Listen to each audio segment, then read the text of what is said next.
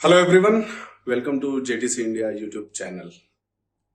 यार हम लोग जब भी आते हैं ना या इस तरह के वीडियोस डालते हैं तो कुछ तो डिफरेंट होता है। ठीक है, तो आज हम लोगों ने थोड़ा एक डिफरेंट वे में स्टूडेंट फीडबैक रिकॉर्ड करने का सोचा एंड वो जो है अब आपको मैं बहुत सारे लोगों से मिलवाने जा रहा हूँ। राइट, तो what is going on in the back of the scene, कि आप आ रहे हो, पढ़ रहे हो, जॉब लग रहा है। राइट, तो अभी मिलते हैं सबसे एक एक करके, और ये सब क्या कर रहे थे बिफोर जॉब लगने से पहले, ये सबसे एक एक करके पूछेंगे हम लोग कि बताओ तुम असलियत क्या है।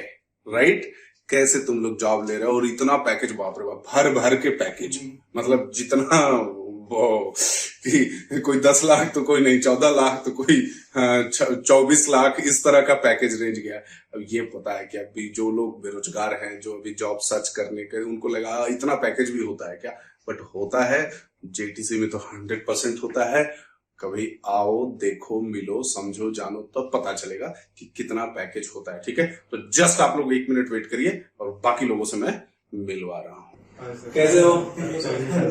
बढ़िया। तो आज बाई चांस जो है ये सब यहाँ पे आए मिलने, और हमने बोला कि भाई आज तो तुम लोगों का एक रिकॉर्डिंग कर लेते हैं जनरल बैठ के। और ये सब अकेले रिकॉर्डिंग करने में डर रहे थे कि सब कैमरे के सामने कैसे बोलेंगे, क्या करेंगे, समझ नहीं आ रहा था। ठीक है, तो मैं बोला कि डोंट वरी, हम लोग जहाँ पे अपने केबिन में बैठे हुए हैं यहीं पे बैठ के अच्छे से बात करते हैं, और इस बात को ही हम लोग आपके सामने प्रेजेंट करने का कोशिश कर रहे हैं, जो शायद आपको, बहुत सारे लोगों को अपने क्वेश्चन के आंसर भी यहाँ से मिल सकता है ड्यूरिंग द पढ़ाई, आफ्टर द पढ़ाई, पढ़ाई से पहले, जेटीसी ज्वाइन करते समय, या जेटीसी ज्वाइन करने के बाद, या जॉब के समय। राइट, तो ये सब सारी चीजों के ये लोग आंसर अभी दे सकते हैं।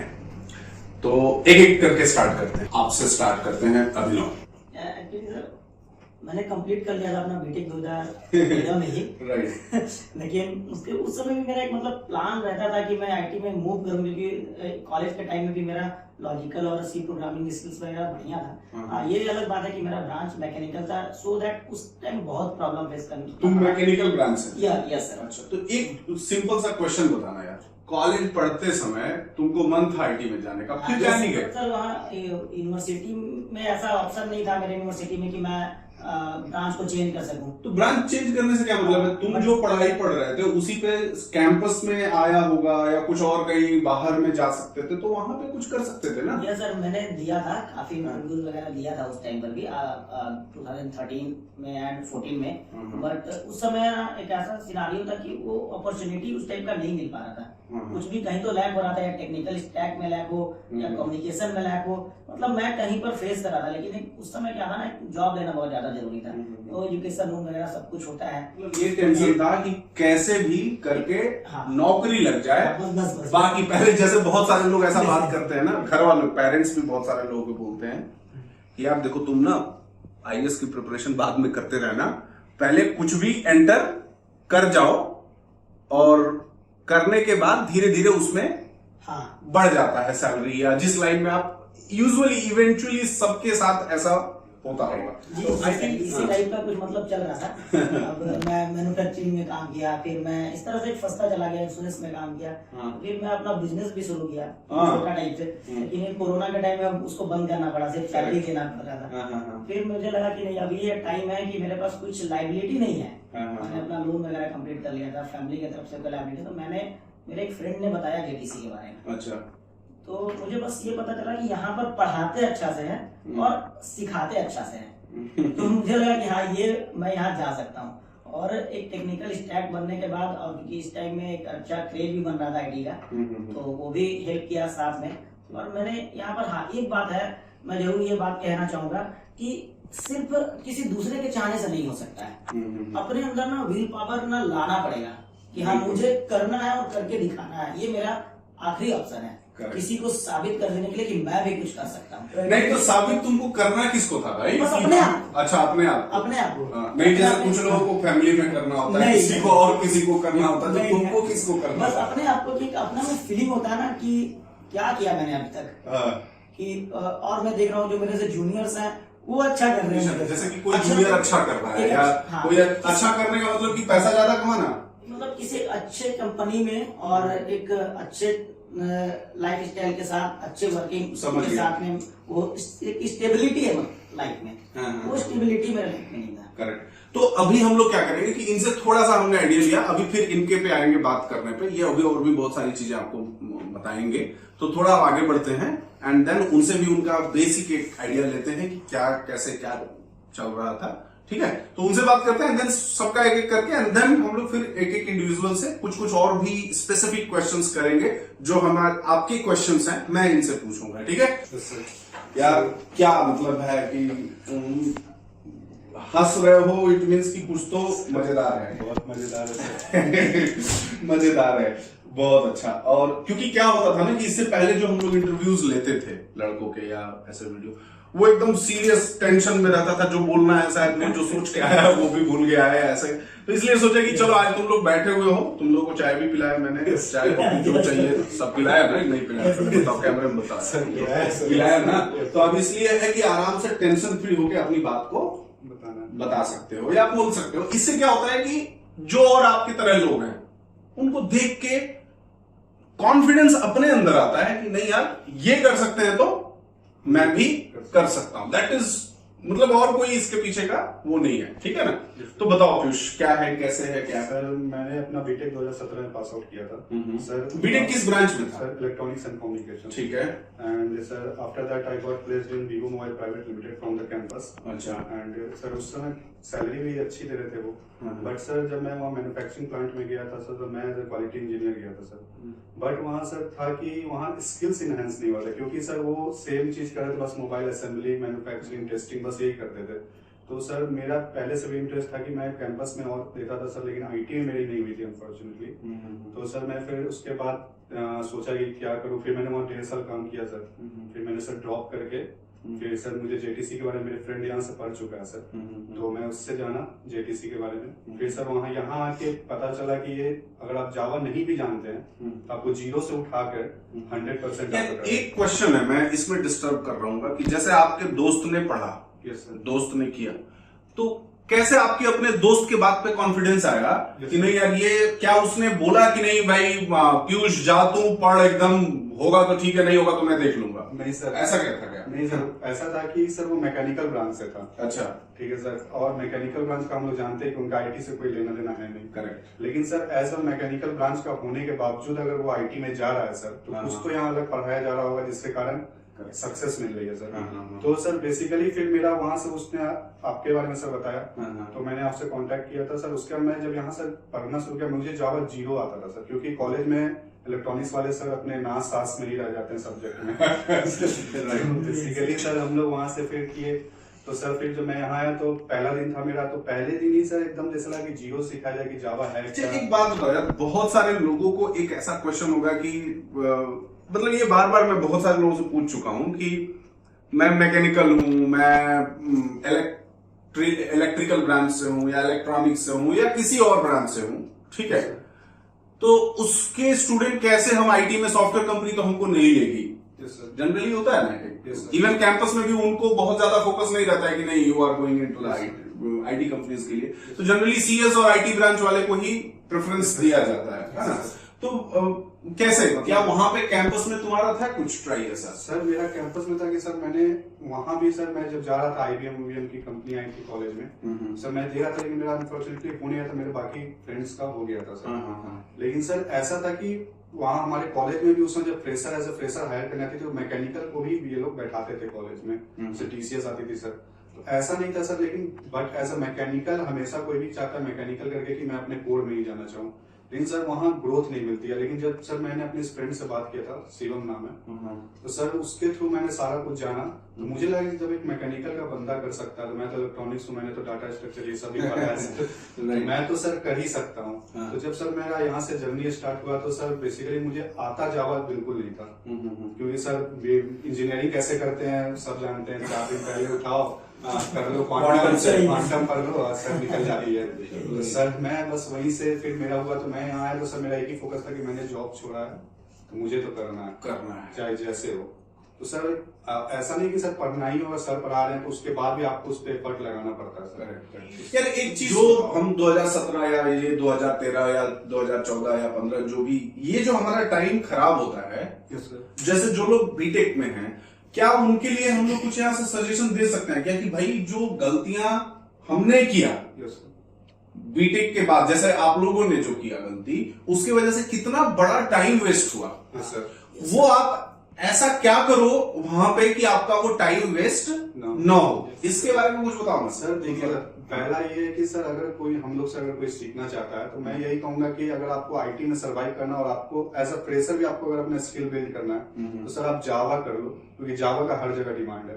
और एज अ फ्रेशर भी अगर आप जा रहे हो किसी कंपनी में और वो देख रहा है कि एज अ फ्रेशर इसने जावा सीख रखा है तो आपको ज्यादा एडवांटेज मिलेगा इन कंपेरिजन टू जो आप सी और सी प्लस प्लस, तो सर वो बड़े एक्सट्रीम टाइप की हो रही है। तो सर बेसिकली यही है कि मैं यही सजेशन देना चाहूंगा कि जो भी अगर एज अ फ्रेशर या 2 साल पहले वाले भी हैं तो वो ऐसा जावा कर लेंगे तो उनका ये टाइम गैप फ्रेशर कहने का मतलब जो कॉलेज से पास आउट हो रहे हैं। देखो क्या है, इन्हीं की चीजों को मैं थोड़ा ऐसे बता रहा हूं कि अगर हम फाइनल ईयर में हैं अपने कॉलेज के, ठीक है, तो हमें कहीं ना कहीं एक प्लान आउट करके चलना पड़ेगा कि हमें करना क्या है बीटेक के पास आउट होने के बाद, और बहुत रियलिस्टिक प्लान होना चाहिए कि हाँ बीटेक के प्लान आउट होने के बाद अपने को यही चाहिए। अननेसेसरी एक ड्रीम वाला हमेशा ना रहे कि हाँ हम तो ये कर लेंगे वो कर लेंगे, मेरे ये रिलेटिव है वहां पे वो करवा देंगे, कोई कुछ करवाता नहीं है। अल्टीमेटली आपके क्या एफर्ट्स हैं, कितना आप पढ़ रहे हो, कितना आप मेहनत कर रहे हो, वही चीजें आपको आगे हेल्प आउट करेगा। नहीं तो जितने भी आपके जानने वाले होते हैं एक टाइम के बाद वो आपका फोन रिसीव करना बंद कर देते हैं। समझ रहे हो आप? हाँ ठीक है पीयूष, आप बताओ। तो सर ये जो आपने कहा वो तो सही है सर, किसी से भी आप कांटेक्ट कर लो जो आईटी में, तो कहेंगे कि हमारा रेफरेंस नहीं है या हम लोग कुछ नहीं कर सकते, इतनी बड़ी एमएनसी कंपनी में हम कहाँ से रेफरेंस। तो सर बेसिकली ये कि एज अ फ्रेशर अगर आप सोच रहे हो कि मुझे आईटी में सर्वाइव लॉन्गर टाइम के लिए करना है तो सबसे पहले चीज है कि सर टेक्निकल बिल्ड करना पड़ेगा आपको, और टेक्निकल बिल्ड करने के लिए सबसे पहले आपको पकड़ना पड़ेगा जावा या कोई और जो भी कुछ आप पढ़ रहे हो, जो उस समय एक कंप्लीट स्टैक के अंदर जो चीजें आ रही है आप उसको पढ़ो। I am not getting just focus to Java itself, why because सबके अपने अपने चॉइसेस हैं, लेकिन मतलब आपको एक फ्यूचरिस्टिक सोचना पड़ेगा कि अगर 90% कंपनीज हैं तो वो क्या क्या टेक्नोलॉजीज यूज कर रही हैं, हम उस हिसाब से पढ़ें, है ना। पढ़ने जैसे हम लोग क्या होता है ना कि किसी से भी बात करते हैं जब, तो कॉलेज में रहते हुए बात करते तो हमारा कोई रिलेटिव है, कोई जानने वाला है, कोई दोस्त है या सीनियर है कोई, हम उससे यही बात करते हैं कि सर जॉब तो लगा दोगे ना, यस सर, है ना। रादर देन उनसे सजेशन आपको लेना है तो आप सजेशन लो, लेकिन आप गलत सजेशन ले रहे हो कि जॉब तो लगा दोगे ना, कोई जुगाड़ तो होगा ना आपका। इसके बदले में आप उनसे ये फोकस करो कि अभी एज एन कॉलेज स्टूडेंट या आपने मान लो 1 साल पास आउट हो चुके हो, तो एज एन फ्रेशर हम क्या ऐसा पढ़ें कि हमें हेल्प हो कंपनीज में जाने के लिए, कि वहां पे उनकी रिक्वायरमेंट भी हमारे स्किल सेट से मैच करे। और अगर हम उस पर फोकस कर रहे हैं राइट इन द बिगिनिंग से, तो एक टाइम आएगा जब आप मतलब बहुत अच्छा कर रहे होगे। सो मतलब ठीक है ये तो एक चीज बताओ यार, कि कैसे तुमको बिलीव हुआ कि नहीं मैं अब जा सकता हूं? सर क्या सर था कि मेरा था कि सर अगर मुझे था कि सर मुझे आईटी में ही घुसना है, लेकिन अनफॉर्चुनेटली जब मेरा कैंपस हुआ तो पापा लोग ने कहा कि नहीं अब तो ज्वाइन कर दो। अच्छा, मतलब कि कहीं कुछ करना शुरू करो, हाँ कुछ तो उसके बाद देख लेना अपना। तो सर वही करते करते मेरा बीत गया 1.5 साल। फिर मैंने सोचा कि नहीं यार कुछ स्किल सर वहाँ बिल्डिंग नहीं होता, क्योंकि सर मैन्युफैक्चरिंग में सेम चीज चलती है, और यहाँ के सर वीवो में था कि सर सेम चीज सब चीज चल रहा था, तो मेरा सर स्किल नहीं मिल रहा, तो मैंने सर ड्रॉप कर दिया। फिर जो मेरी सेविंग्स थी मैं उसी के थ्रू अपना निकला, और सर फिर मुझे जेटीसी के बारे में पता चला, तो सर पहले मैंने सर्च किया खुद से।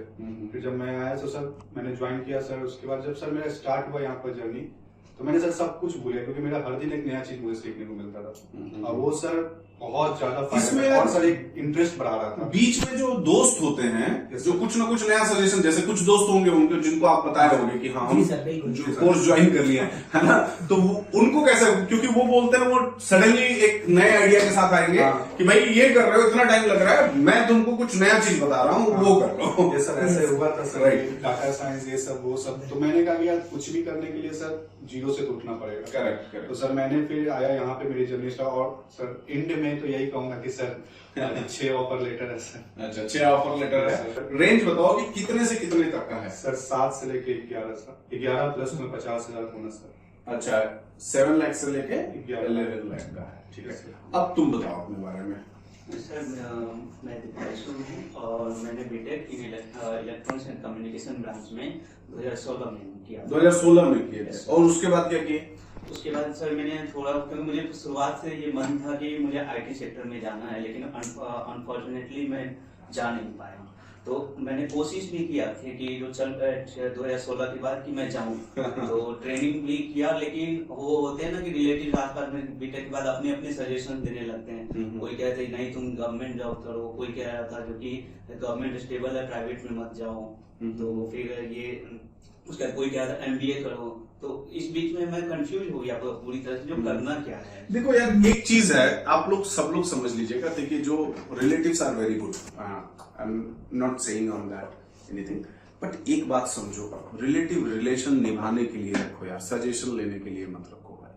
और सबके सजेशंस इतना ज्यादा आपको मैटर भी नहीं करना चाहिए, क्योंकि ऐसे 50 स्टूडेंट हम लोग मिलते हैं जहां पे कि किसी ने कुछ सजेस्ट किया, किसी ने कुछ सजेस्ट किया, उस चक्कर में बेचारे उसका क्या इंटरेस्ट था वो भी खत्म हो गया। और मानो या ना मानो ये फर्क पड़ता है कि जब एक ही तरह की बात 10 लोग 10 तरीके की बात करने लगे, वो क्या चाहता था, बिकॉज बीटेक करने के बाद एमसीए करने के बाद वो लड़का इमेच्योर तो था नहीं, उसे तो समझ तो आ रहा था कि क्या करना था, है ना। तो उस केस में बहुत लॉस हो जाता है। yes. तो आप लोग इस चीज को ध्यान रखिए, बहुत ज्यादा आप थोड़ा अपने से सोचिए, रियलिटी को सोचिए कि आप क्या कर सकते हो, कितना आपका कैपेबिलिटी है, उसको बढ़ाया जा सकता है उस कैपेबिलिटी को। लेकिन रादर देन दैट हम एकदम डिफरेंट लाइन ही पकड़ लें, वो बड़ी डिफिकल्ट होता है, राइट। तो इस चीज को आप लोग जरूर ध्यान दीजिएगा। हाँ बताओ। तो वही था सर, मैं इतने सारी चीजों को सोचने के बाद एक अंदर से मन में मैंने बीटेक किया, फिर ये नॉन आईटी फील्ड में जाके मतलब कुछ अपने अंदर लग रहा था कि यार मैं ये कर क्या रहा हूँ यहाँ पे। एक मैं इंजीनियर बनने के लिए जो बीटेक डिग्री किया, तो वो जब उस डिग्री का काम ही नहीं आएगा तो कैसे होगा इन चीजों को। तो इसलिए कहीं ना कहीं मैं कोशिश करता था कि जो कहीं से कोई लग जाए किसी तरह से। लेकिन अब उसके अंदर ये बीच में तो नॉन आईटी में किसी तरह कहीं कुछ काम किया, लेकिन अनफॉर्चुनेटली वो भी उतने मतलब सेटिस्फैक्टरी नहीं थे वो चीजें। तो फिर मैं सोचा करूं तो क्या करूं, और अगर प्राइवेट गवर्नमेंट के लिए भी ट्राई करूं तो उसमें मुझे जनरल नॉलेज वगैरह वो उस चीज में मुझे बिल्कुल इंटरेस्ट ही नहीं आता था कि मुझे वो चीज पढ़ने का बिल्कुल नहीं। और सर एक्चुअली मेरा 10th में जो शुरुआत में 10th में मुझे थोड़ा बहुत उस कॉन्सेप्ट और आईसीएसई बोर्ड से हूँ तो पढ़ाया गया था, तो कहीं कहीं मेरा उधर का मतलब रुझान ही उस साइड ही था कि जो मुझे करना है तो आईटी सेक्टर में ही जाना है।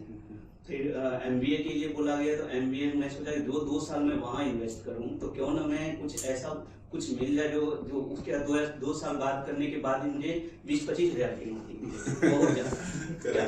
और मैं अगर इसमें क्यों मैं इसमें अपने आईटी फील्ड में कहीं से मुझे जावा या मैंने बोला एक कोई लैंग्वेज पकड़ना होगा जिसको कि मुझे बूस्टअप करना होगा यहाँ पे। तो फिर मैंने इस चीज को बहुत सर्च किया, कई फ्रेंड से, कई मेरे दोस्त थे, उनसे भी पूछा कि यार कोई तो तरीका होगा जिससे मैं जॉब ले लूं किसी तरह से। तो सबका मतलब कहीं कोई कहता था ट्राई करो देखो हो सकता है कहीं ना कहीं कुछ मिलेगा। तो मैं सोचता था कैसे मिलेगा, बोले यार तुम रेफर भी तो कर सकते हो। लगा यार मेरे रेफर करने से क्या होते हैं, कॉल से आएंगे कि नहीं आएंगे, वो तो उनके अपने अपने इश्यू सबके होते हैं उसके साथ में, कुछ कह नहीं सकते हैं उसमें। तो फिर उसके बाद मैं एक फ्रेंड था उसने बोला कि जो कि तुम जो है तो जेडीसी के बारे में बताया। एक जेडीसी के बारे में दोस्त ने बताया या कहीं से आप जाने वो ठीक है, लेकिन क्या होता है जैसे कि बहुत सारे लोग क्या होते हैं कि पूछते हैं कि ठीक है कितना पैकेज लग जाएगा, है ना। तो हम लोग जो भी बोलते हैं कि अगर आप मीडियोकरली हैं या थोड़ा अच्छे से पढ़ रहे हैं या बेसिक भी कर रहे हैं तो 6-7 लाख तो आराम से हो जाता है। आज की डेट में मैं बोलूं तो 10 लाख एवरेज जा रहा है। एवरेज की मैं बात करूं तो 10 is the one which is good. ये बिलीव नहीं होता है लोगों को, क्योंकि कोई 10,000 सैलरी देने के लिए नहीं इंटरेस्टेड होता है आपको, और सडनली जब मैं बोलूं कि 10 लाख आपको कोई पे करने वाला है आफ्टर 6 महीने 7 महीने 8 महीने की ट्रेनिंग के बाद या जब आप पढ़ रहे हो, तो ये बात तो तुम लोगों को कैसे ये चीज हुआ बिलीव? सर स्टार्टिंग में तो मुझे भी बिलीव नहीं, मैं तो ये सोचा था कि इनसे 4 लाख भी मिल जाएगा तो चलेगा, काम चलेगा किसी तरह, कम से कम कहीं तो ज्वाइन करना होगा। तो फिर जब मेरे इंटरव्यू होने लगे उसके बाद जो था कम से कम भी मेरी सैलरी में कम से कम 8 लाख स्टार्ट था। मतलब 8 लाख से कोई कम तुम्हारे पास ऑफर नहीं है। अच्छा यार, मतलब अच्छा लगा आपका बात सुन के। अभी हम लोग फिर रैंडमली कुछ और पूछेंगे। तुम बताओ अपने बारे में। Hello, I am Samir and I completed my engineering in 2016. After that, my struggle begins. Okay, I- मतलब आराम से हिंदी में बोलो, कोई दिक्कत नहीं है। Okay. उसके बाद मेरा जॉब नहीं लगा, फिर मुझे बहुत स्ट्रगल हुआ। मैंने क्या स्ट्रगल हुआ वो बताओ। मेरे फ्रेंड लोग का जॉब लग गया लेकिन मेरा नहीं लगा, तो मुझे ये बहुत खराब मतलब ये है कि अपना न लगे ठीक है, लेकिन दोस्त का भी ना लगे वो ज्यादा बढ़िया है। दोस्त का लगने के बाद ज्यादा अंदर से वो होता है। करेक्ट। Yes, sir. और उस समय मेरा टेक्निकल स्किल्स भी ज्यादा अच्छा नहीं था, बट मैंने 10th ICSE से किया था, तो उस समय मुझे अच्छे मार्क्स थे जावा में, तो मेरा इंटरेस्ट तो था, बट मेरा ब्रांच इसी था। यार लेकिन 10th के केस में अगर बात करें तो उस समय नहीं किसी को रहता है कि हम जावा पढ़ें या जावा को करके हम कुछ करें, बिकॉज वहां पे तो सिर्फ IIT PMT और मेडिकल यही चीजें रहती हैं, है ना। फिर कुछ फ्रेंड ने सजेस्ट किया कि तुम गेट का प्रिपेयर करो। यार ये एक बहुत इंटरेस्टिंग चीज है कि गेट का 3-3, 4-4 सब लोग हम देखते हैं कि गेट का प्रिपरेशन कर रहे हैं। क्यों कर रहे हैं? और गेट मतलब समझ में नहीं आता है कि क्या चाहते क्या हो भाई, क्या करना चाहते हो, है ना। मतलब देखो, अगर गेट निकलना है तो 2 साल तो इनफ है यार, इसके अलावा। और ये इसका प्रिपरेशन हमारा बीटेक में ही शुरू हो जाना चाहिए। जब आप बीटेक में हो, अगर गेट हमें जाना है, गेट करना है, so we should prepare right from the 3rd year, है ना। इवन फर्स्ट अटेम्प्ट में अगर मतलब पता चल जाता है कि सेकंड अटेम्प्ट में हो सकता है या नहीं। हाँ, तो फिर मुझे गेट में सक्सेस नहीं मिला, तो फिर फादर ने कहा कि बैंक का प्रिपरेशन करो, बैंक PO का। तो मैंने उसमें भी ट्राई किया, बट वैकेंसीज कम थी, तो मेरा सिलेक्शन नहीं हुआ। तो फिर उसके बाद मैं बहुत निराश हो गया कि कहाँ जॉब होगा, क्या होगा।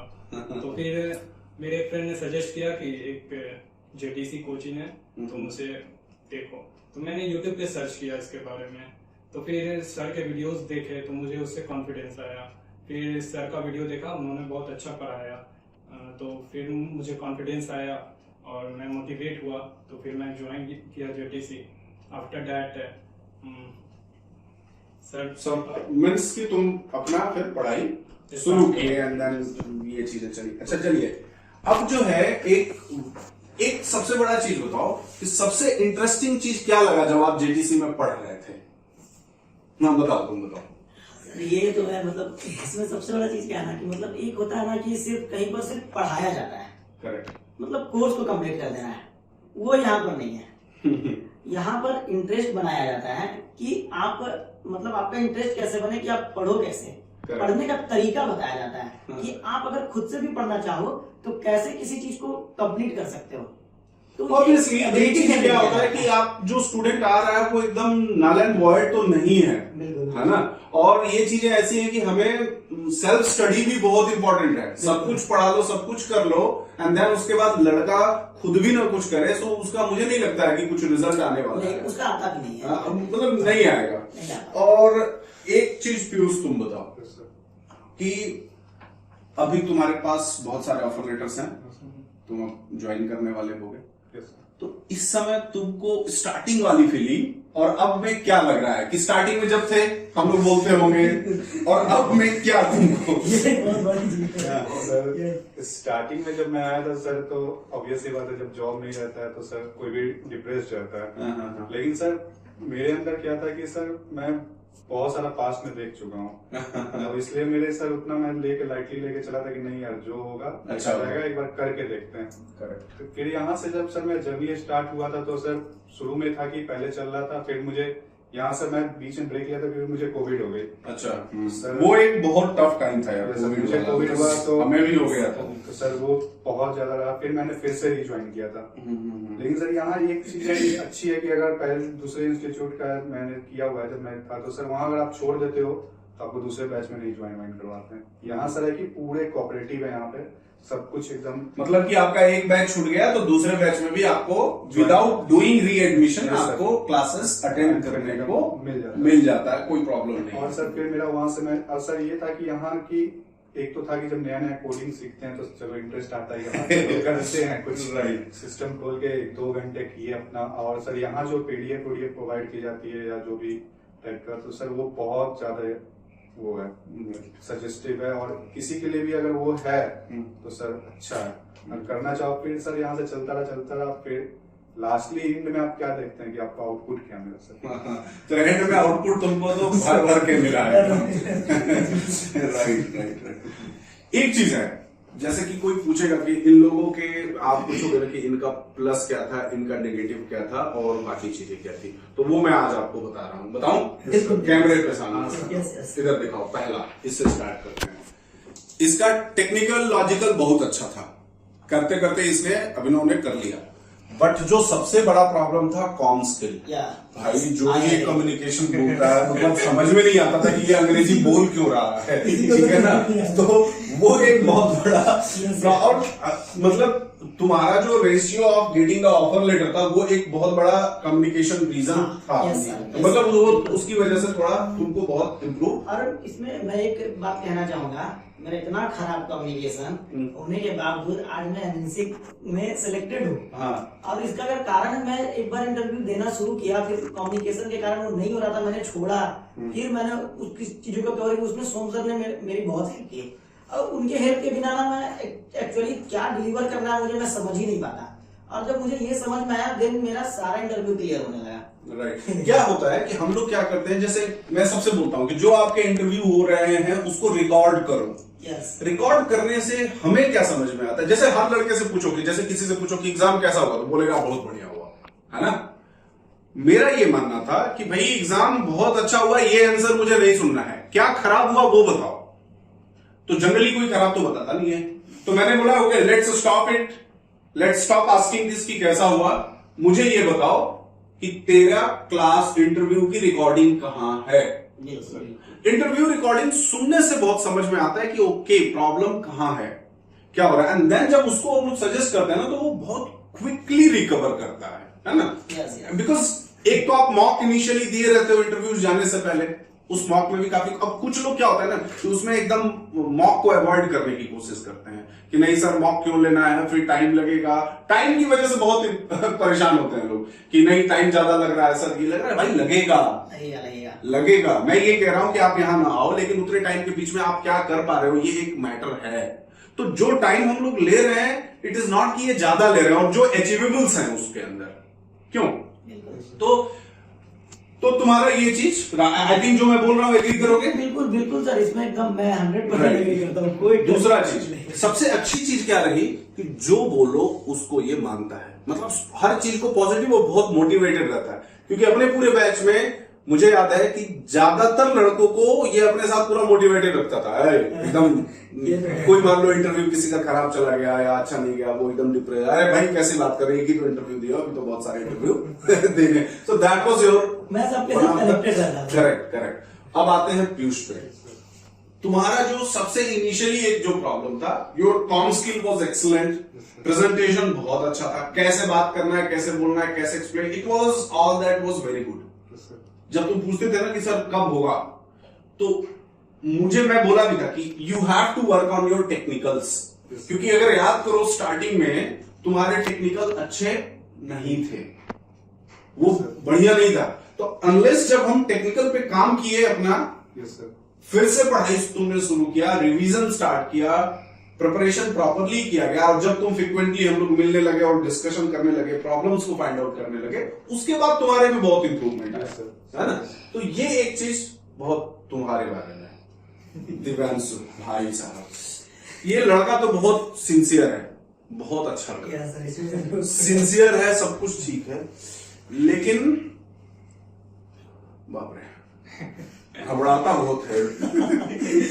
मतलब रूस और यूक्रेन में लड़ाई चल रहा है, उसका भी इसको टेंशन है कि भाई अब क्या होगा मेरे जॉब का, कि कैसे हम जॉब करेंगे या कैसे हम जॉब नहीं करेंगे। मैं सही बोल रहा हूँ? बिल्कुल। बिल्कुल सर। है ना। तो ये टेंशन, भाई तुम टेंशन लेना बंद करो। हर चीज का टेंशन लेने से सोल्यूशन नहीं है।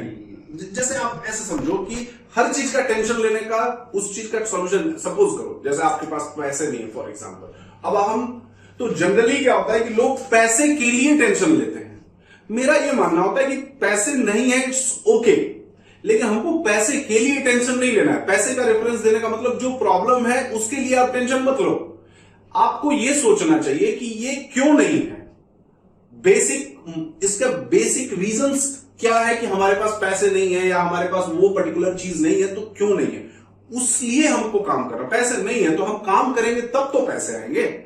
तो हमने देखा है 90% लोग पैसे के बारे में सोचते रहते हैं या उस प्रॉब्लम के बारे में सोचते हैं, अनलेस वो ये नहीं सोचते हैं कि हम कुछ ऐसा करें कि पैसे अपने आप हमारे पास आए। हम मेहनत करें, जॉब करें, कुछ सीखें, उसकी वजह से हमको ये आए।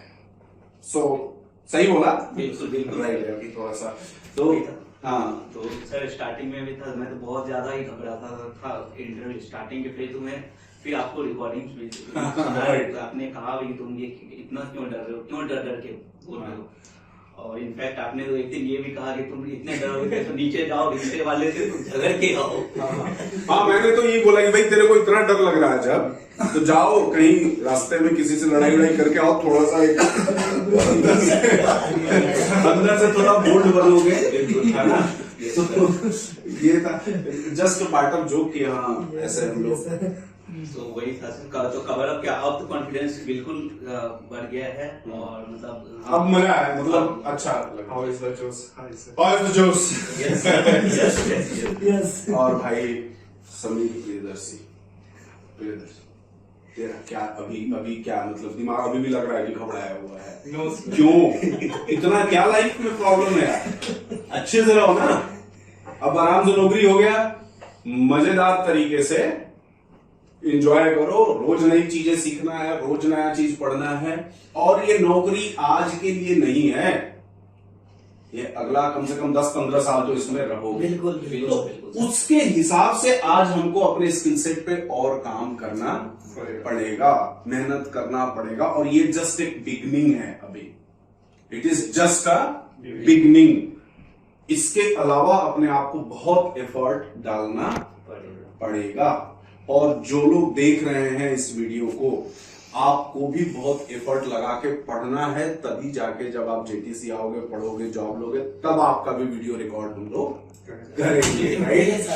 तो डे टू डे लाइफ को इनहेरिट करना पड़ता है और हाँ, उसका क्या है ना implementation। बिल्कुल एकदम पूरा ये चावा हो चुका है, एकदम दिल लोग दिखाया है ना। तो ये है, अच्छा लगा आप लोगों से आज मिलके बात करके, है ना। क्योंकि हमारे लिए सबसे इंपॉर्टेंट क्या होता है कि आप राइट इन द बिगिनिंग में एक ऑब्जेक्टिव के साथ आए, और जब अल्टीमेटली एट द एंड जब आपका ऑब्जेक्टिव पूरा हो जाता है, तो हमारे लिए ये होता है कि जो हमने स्टार्टिंग में बोला, जो प्रॉमिसेस हम लोगों ने फ्रॉम द जेटीसी के साइड से किया गया स्टूडेंट को, हम एटलीस्ट 100% अपने प्रोमिसेस को डिलीवर कर पाते हैं। वही हमारे लिए, अगर उसमें कोई स्टूडेंट थोड़ा सा एक अनसेटिस्फाइड होता है या फिर उसको लगता है, वो जस्ट एक माइंडसेट का गेम होता है उस समय, तो हमें फिर उस समय अच्छा नहीं लगता है। तो इसलिए मैं बोलूंगा जो एग्जिस्टिंग स्टूडेंट हैं और जो पढ़ रहे हैं, थोड़ा सा आप लोगों को जिस बैकग्राउंड से आप आ रहे हो, उस बैकग्राउंड में ये चीजें नहीं थी, तो इसको करने में टाइम लगता है, आपको टाइम देना पड़ेगा, पढ़ना पड़ेगा और पढ़ना ही पड़ेगा। तभी जाके हम लोग सब लोग मिलके कुछ अचीव कर पाएंगे। और ये ऑल ऐसा नहीं है कि आप अलग जॉब के लिए ट्राई कर रहे हो, हम अलग ट्राई कर रहे हैं, ये सब एक टीम वर्क है यार। जितना भी पढ़ा लो, जितना भी सिखा लो, अगर आप अच्छे से इंटरव्यू नहीं दे पा रहे हो तो चीजें गड़बड़ है ना। तो आपका जब कभी, बहुत सारे लड़के ऐसे होते हैं जब इंटरव्यूज दे रहे हैं और सिलेक्शन नहीं हो रहा है या किसी रीजन से रिजेक्शन आ रहे हैं, आप समझो आपको बोलते तो नहीं है, लेकिन हमें भी बहुत टेंशन होता है दिमाग में, यार क्या प्रॉब्लम है, कहाँ पे, मैंने फील किया राइट, इधर दिखाओ, मैंने फील किया सर, हाँ, अपने केस में तो मैंने फील किया, राइट। जैसे तुम्हारा नहीं हो रहा था स्टार्टिंग में, तो हमारे लिए ये टेंशन हो रहा था यार कि ऐसा इसके साथ क्या प्रॉब्लम हो रही है।